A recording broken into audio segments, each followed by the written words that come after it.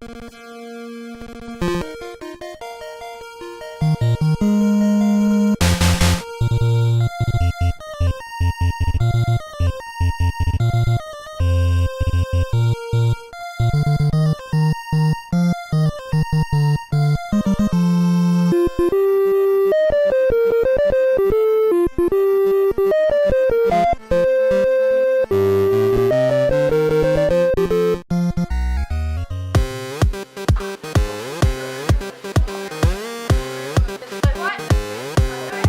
only thing I'll miss is music.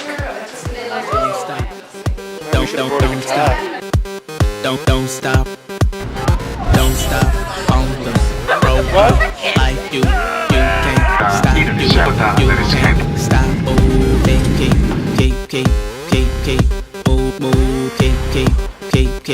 Keep that pace. You switch into gear, let's go. As we climb up the hill, don't slow down. Pedal a little more. The mind is working, it's in control. Your wheels are turning a little more. Going higher another notch. Keep it steady, don't watch the clock. Can't stay here very long. We've got about just a couple of minutes because this road's really prone to landslides. Okay. So last week it was shut. You saw the landslide down there. It was shut last week, and then lower down there's a really, really big river that comes through, and that takes out the road a little. Came in on the boat all the way down the beach.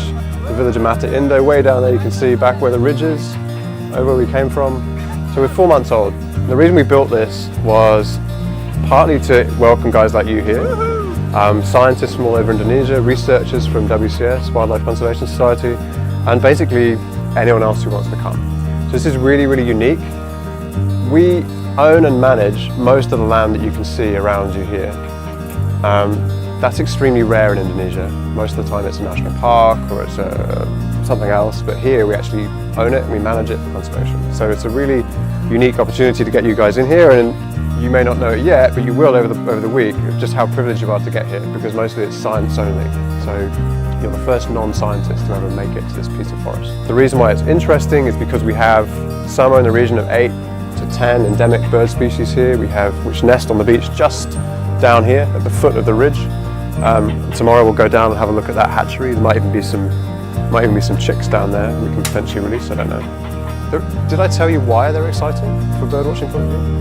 So these birds lay eggs 1 to 2 meters deep in the sand. They leave the egg and they fly away. The heat of the sand and the sun incubates the egg. After a couple of months, they dig their way out using their wings and they fly straight into the forest. So they're really, really rare. They're completely self-sufficient from the moment they're born. What we're trying to do is collect as much rainwater as we possibly can, hence the 3 big tanks behind you, okay? We've got a parallel system. Rain isn't that regular here. We have big, long, dry periods. So as well as rainwater, we have a well down towards the swamp. The well gets pumped up into the tanks and gets supplemented with rainwater. Oh my God! It's not something I want to see. That's awesome. So these toilets are special because basically they separate urine and they separate feces. So the urine diverter, which is at the front of the toilet, channels all the urine away down the hill, goes into a composting pit and basically seeps away into the ground, which is perfect. We change the water table, and the poo goes down the back with some sawdust on top and some paper on top. It stays completely dry. And after about 6 months, or whenever this pit is full, the whole thing gets closed up and you move to a different pit. Landing at the beach was awesome today. Coming in, seeing where we were going to stay. Yep, very, very excited. Got to a sketchy hotel and a scary Slovakian man yelled at us for being too loud. 6-hour car drive, Eileen threw up. And that's it, we're here now. Still got a smile though. Yeah, it was fun. What are you making for dinner? Ikan? Sayur? Basically, there's a real absence of facilities for Indonesian researchers to learn about science and learn about ecology. So the plan really is to build something specifically for Eastern Indonesia. So people from Papua and Sulawesi and Kalimantan can come and learn. We have one other research station in South Sumatra. It's been going for 25 years. And basically every well-regarded Asian scientist, biologist, ecologist has trained at that centre. So the idea is that this replicates that and becomes a new centre of excellence basically for Indonesian scientists. It gets light here very early, right? 5:36 in the morning. You're going to be into bed pretty early because you're probably going to be tired most days. So at the centre, life starts at 6. Okay.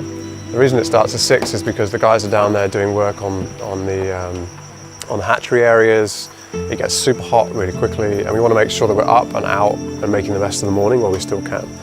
Most important one is washing. In this environment, if you don't wash, you get sick pretty quick. Okay, you either get skin infections, particularly guys, get skin infections in the inner thighs or under your arms, or you get blocked pores and various other things. So it's really, really important that you wash. I know sometimes it's just like you can't be bothered and you're too sweaty and you're just like, whatever, I'll do it tomorrow. Wash. If you don't, you could very quickly find yourself in a situation where we have to take you to a clinic outside of this village, and it becomes a problem.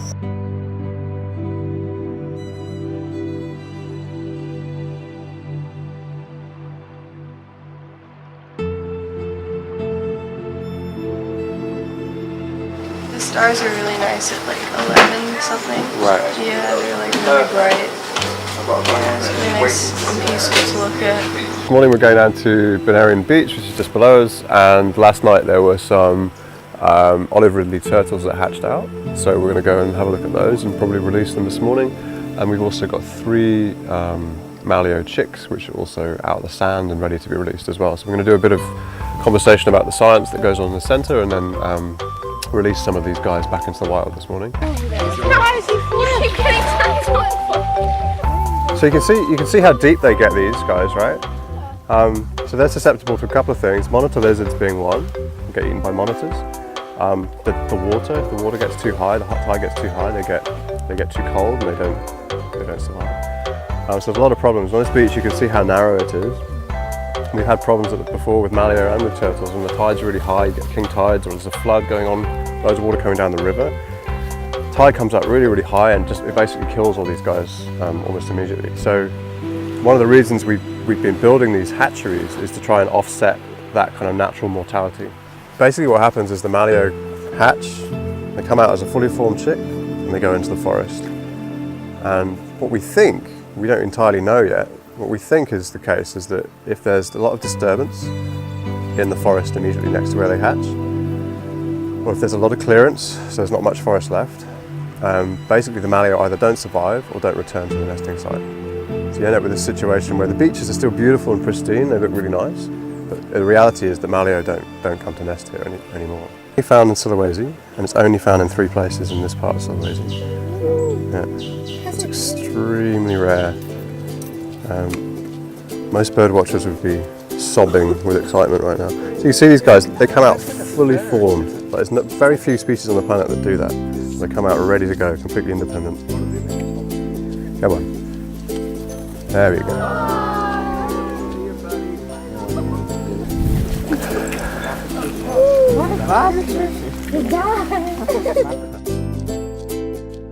So we keep finding. So we have about 3,000 or 4,000 eggs a year that we have to collect, and then at the moment we have nowhere to put them because the maleo hatchery just isn't big enough. It's pretty cool having this group here, right? Is this maybe a plan for the future to bring kind of the education through young? Yeah, no, I think it's great. I mean, it's really great. It's great. I mean, yesterday as we came in, you could see all the villagers. You know, it's the first time they've ever had a group come through. So for them, this is pretty seismic. It demonstrates to them that, you know, this is an interesting place, that people want to come a long way to see it. You know, it's a long drive, 7-hour drive to get down here. So for them, it's a real kind of mark in the sand to say, look, you know, what you've got here is really important. So we hope that this can be the first of many trips.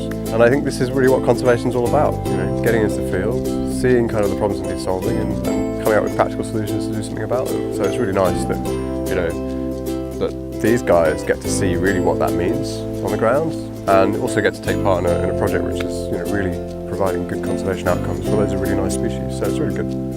Today is the first test. I mean, they had a long drive yesterday, not much sleep. They had very little sleep the night before. It was a long flight.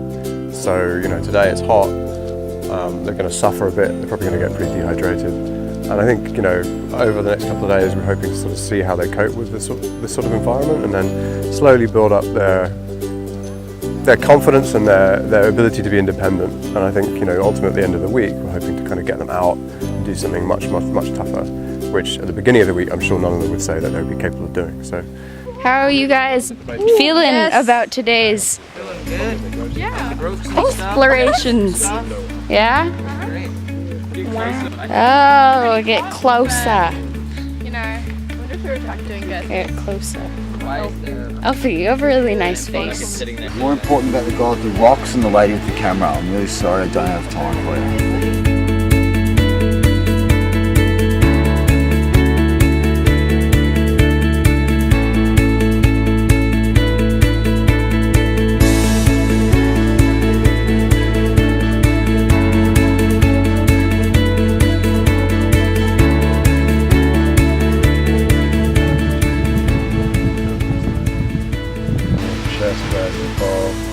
Left something behind and done something, yeah. So that's my reflection. I was like, oh yeah, it'd be cool to help build the turtle hatchery, but you know, I feel like we've really achieved something, and we'll go home and leave something here that will be here to help out the place. So yeah. Release the birds and yeah, just help instead of sitting around and just doing nothing. I like seeing people who are usually really lazy actually do something. Funny to release one of the rarest birds in the world that people come from around the world to see. I was the one who really wanted this junior high to exist, and I wanted this year to be special. Last year will be involved. I think whatever they learned from all of this Pelangi project is how good it is to be in service.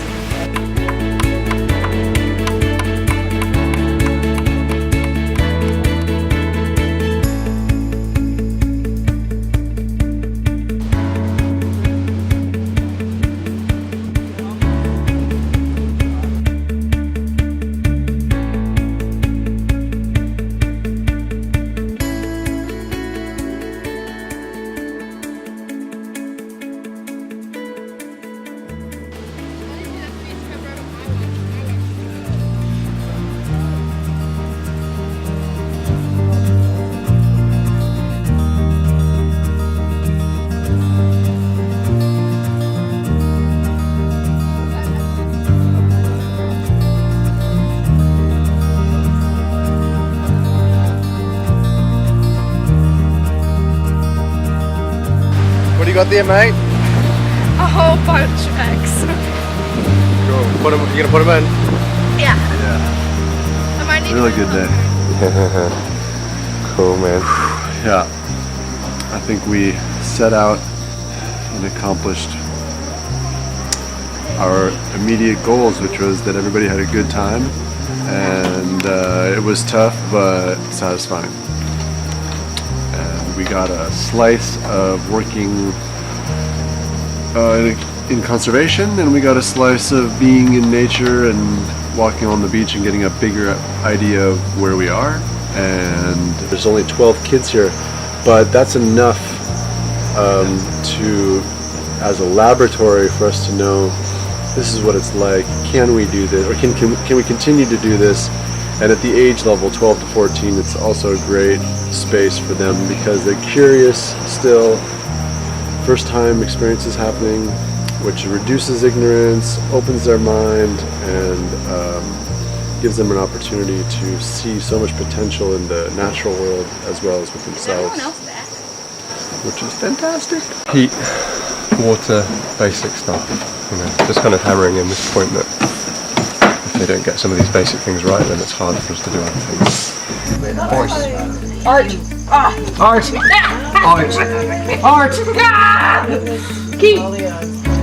Key! No!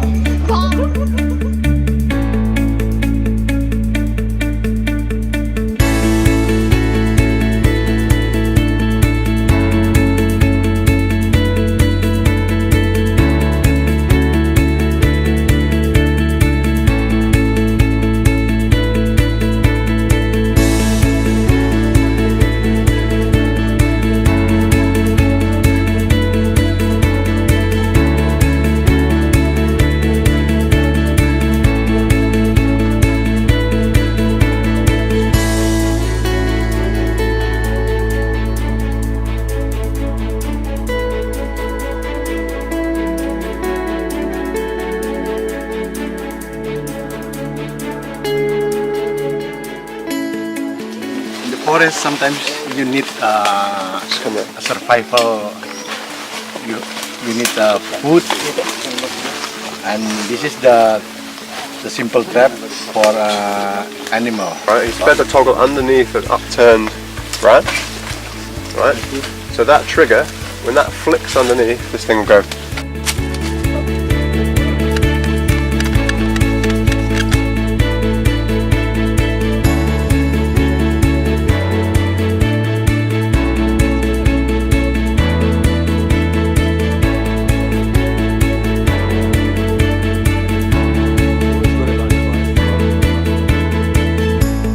Get it!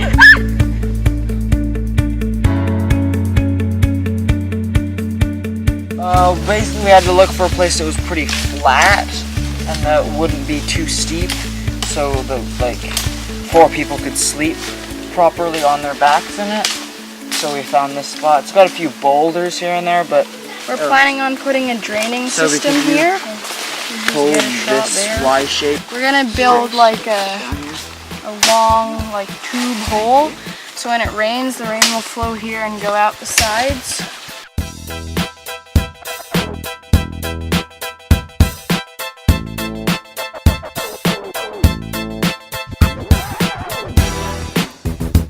I feel accomplished and happy. A section of vine can sometimes hold, a litre or more of water. Oh wow! Today we've been building our shelter. Very nice. It's a little wooden building. Yeah. We may or may not have cut down some trees to accommodate ourselves. Who's that savage guy in orange? That's Henry! Boy there. Oh my god, it's a homeless man. I don't know where he came from. Look at him. Hey, stop touching our stuff, you homeless hobo. Come on! It's like the clock's ticking.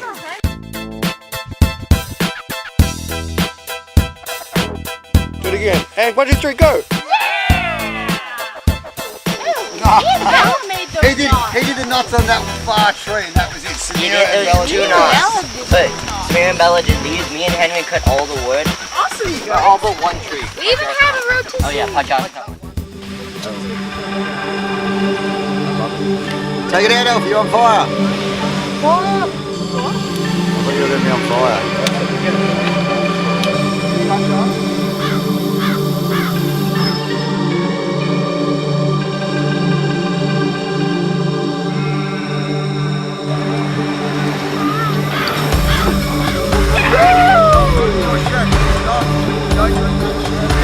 Well, not sure. What are you doing here?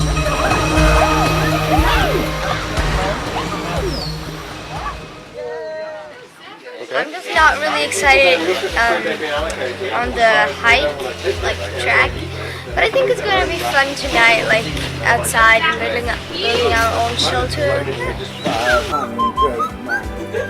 The local guys are saying it's maybe 4 or 5 times harder than what they've done already. So I think they're going to find it pretty tough. They're going to have bigger bags, they've got more stuff with them. They've got to work as a team, which so far has been something which they haven't really had to do. So yeah, I think we're going to have a tough day. And right now, they can't really even allocate the food properly between the teams. So I think, it's good, it's all a learning process, but yeah, I think they're going to have a tough day. And then we hit the beach and we're going to have a really, really hot walk on the beach. So I think they're going to be suffering by the time they get to camp tonight. I'm a little nervous, that's for sure, but I'm excited to see what we can do. Okay, I'll pay for you. That is respect.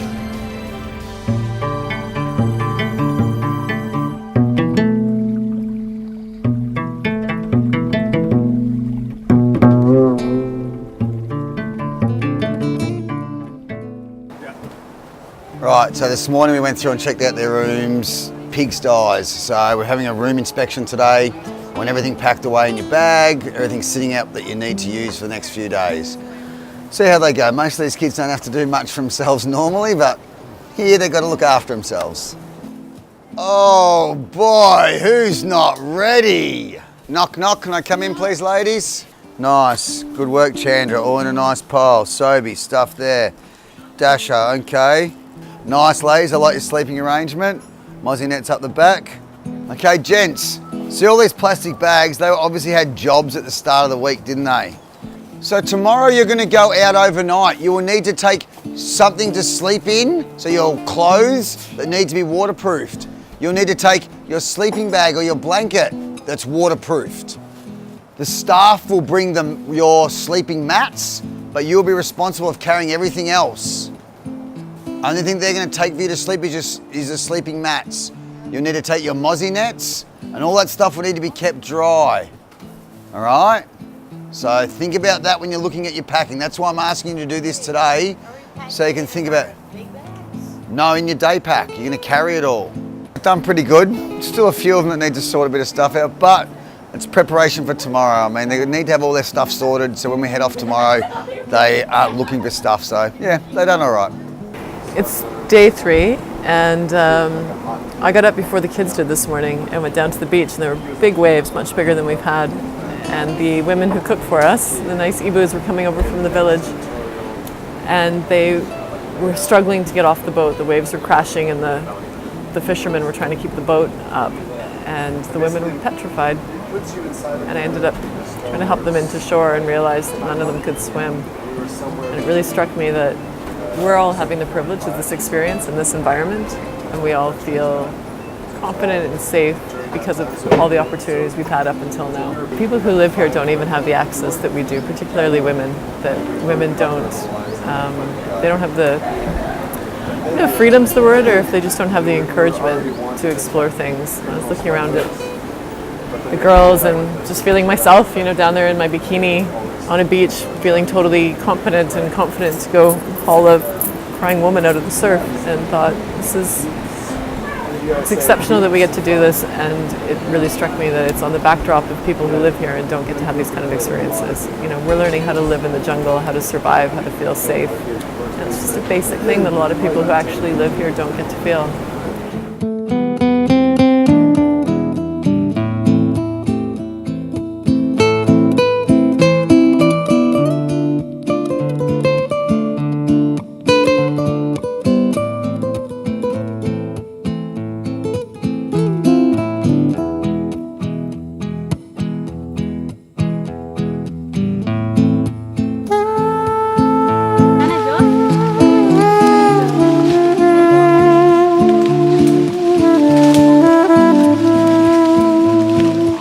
So this sap, yeah, can make torch. So if you're trying to survive in the jungle, Yeah. and you need to make a fire, you could get sap. Ooh, it's good. Whoa. Smell It smells nice. It smells like incense. We've come across some beautifully milled timber that's apparently from about more than 10 years ago, when they used to do heaps of illegal logging here before WCS turned up on the scene. So yeah, beautiful big tree that they've hacked down and logged and then just left it all here. What a waste. Been walking for about 2 hours now. We had a few falls. Now we're stopping for lunch. We've got some cheese and crackers.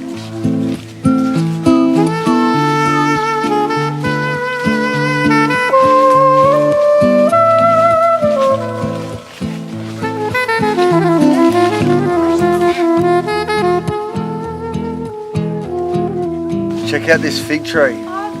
Crazy, all over the rock.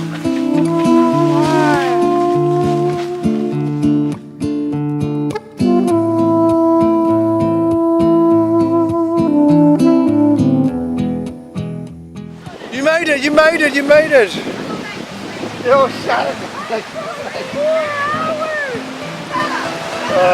God. You went up to go down. No, we're pretty far. We could have walked down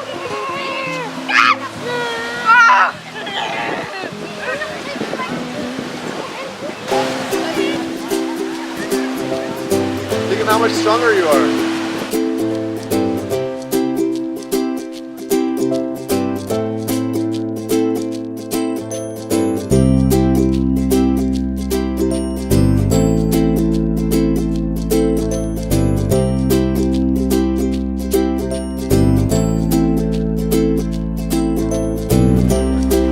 Wait, how big do we need our shelter? Okay, wait. Yeah. Okay, so 16 mats. Each mat is what, like 2 feet, giving that a lot of space. So you need like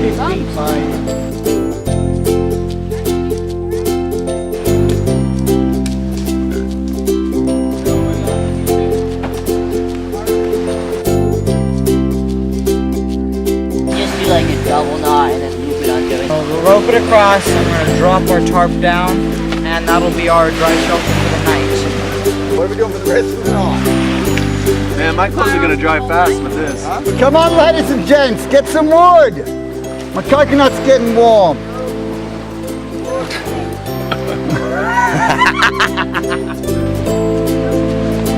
Right, let's find some wood.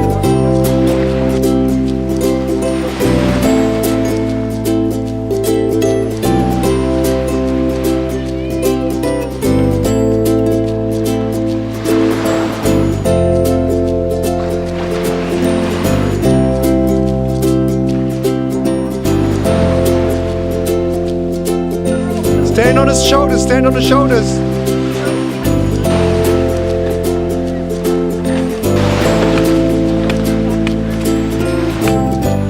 Crazy storm happening right now. You okay, mate? Yeah, that's better. Like I want to go over and see how the kids are going. I just kept thinking, let's see how they go for the night. I think just watching the kids do something that they'd either, I guess they had never really done before, or some had done in some capacity, but some had never done, and just to see them there. And it felt like a movie set, just a perfect lagoon going into the ocean, and we were just making camp with the sun coming down and the rain. That's a stress fire. Yeah, exactly. So you guys survived, eh? And so it was a beautiful time.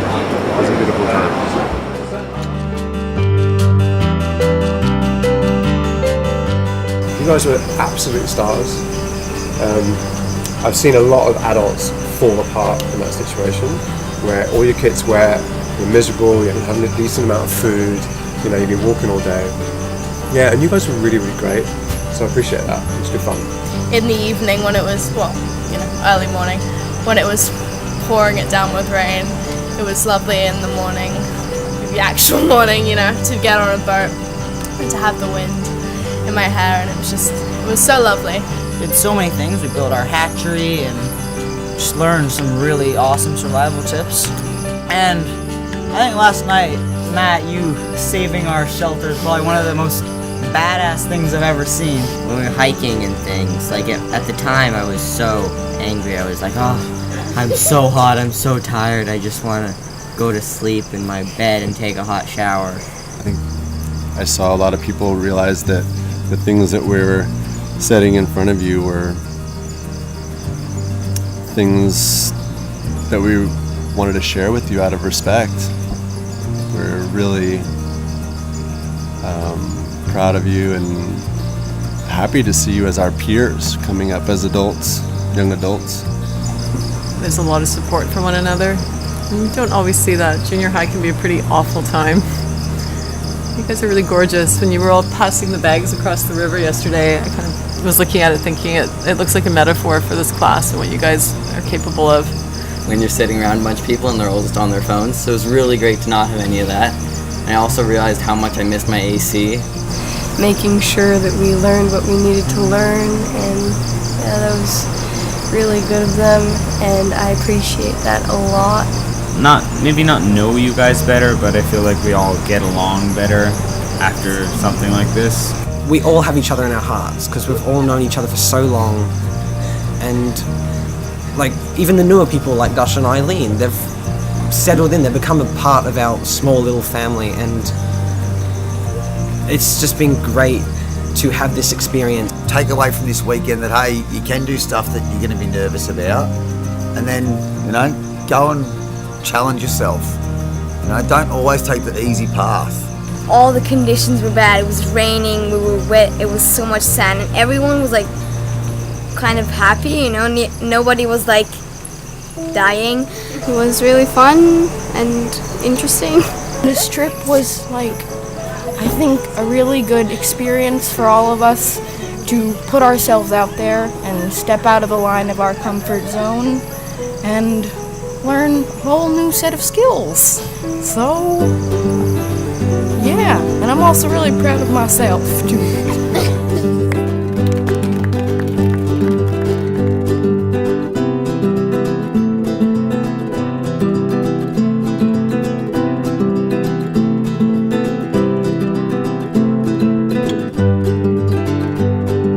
I was really happy that we had the chance to release those molly birds. That was really one of my top things that I wanted to achieve in that week.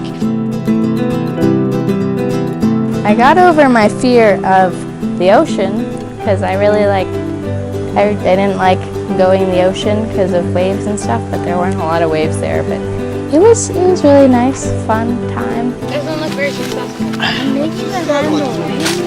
I always wanted to get out there a little bit more because I just stay inside like a lot of other teenagers nowadays, and it's kind of boring.